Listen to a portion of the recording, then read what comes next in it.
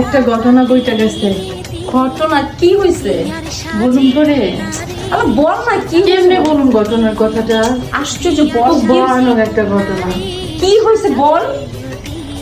ভয় লাগতেছে, তুই কি থেকে কি করে ফেলবে এটাই তো ভয় কি পাচ্ছি। করবো মানে বিয়ে আর আমি কিছু করতে পারবো? তুই জানোস তুই যার জন্য এত হলুদ টলুদ সাজ্জা গয়নাগাটি করে বসে আসিস, সে যে তার আগের প্রথম গার্লফ্রেন্ড নিয়ে ভাগে গেছে গা তোর সাথে বিয়ে করবে না। মানে আমি বুঝি নাই, মানে ও কি হয়েছে?